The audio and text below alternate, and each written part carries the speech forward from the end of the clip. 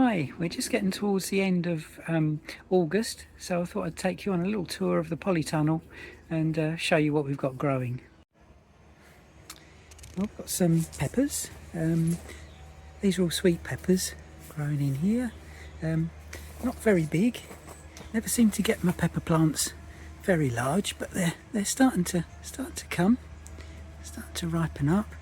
What have we got? We've got some long peppers here, and some standard boxy sweet peppers over here. I've also got some slug-chewed peppers over here because I didn't do it. It's been a mega year for slugs and snails, so unfortunately they've had one or two peppers. You wouldn't think they'd like peppers, would you?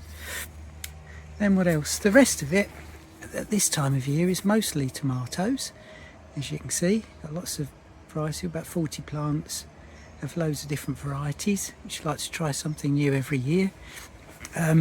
We've got spiders, which is very good, but we've also got some fruit.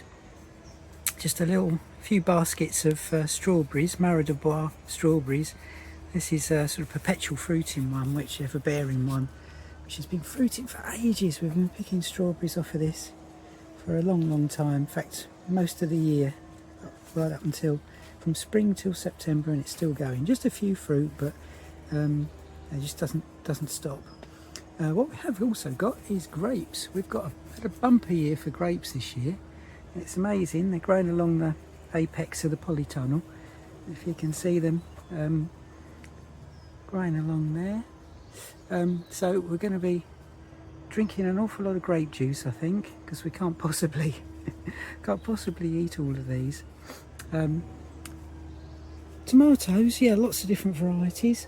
Got lots of heritage. This is one called Peace Vine Cherry, which is supposed to lift your mood when you eat it. Got something in it which makes you feel happy. So I've been trying those. Yeah, I think. Well, happy that they've grown so well. Anyway, we've got Tigerella, which is the standard one. The little stripy, you can see the stripes forming on it.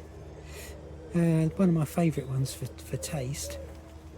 Got a new one called Bliss, which is a yellow tomato with quite a funky pear shape or plum tomato shape, and stripes, a bit like Tigerella, but yeah, bright yellow when it ripens.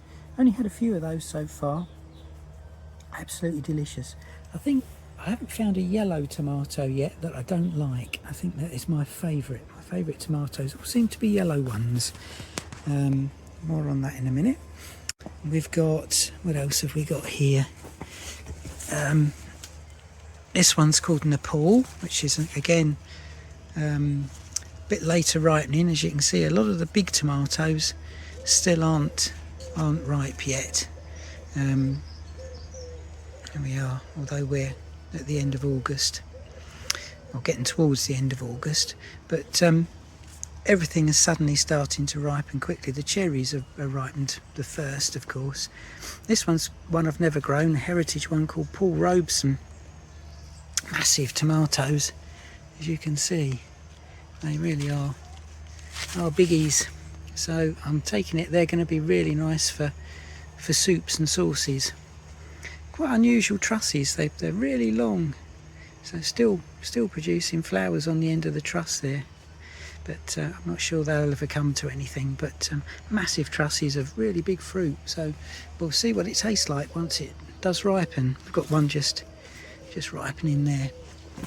What else have we got here? This one's called Welsh Farmer Laws, another from the HSL Heritage Seed Library. Never grown before, but nice big trusses of fruit, and fair-sized fruit again. So they're from sort of medium to small, I suppose, on that truss. Really nice. Looking forward to those ripening. One here I've grown for a while called Potentate, which one of our readers kindly gave me the seeds of, so I've been keeping the seeds, and that's a really nice sort of general purpose tomato. And then one of my all-time favourites, which is a yellow one again, although we haven't actually got any yellow ones yet, This one is called Moon Glow, and I don't know if I can show you the fruit. They're all tucked away a bit at the moment, but again, really quite big fruit. Absolutely marvellous taste.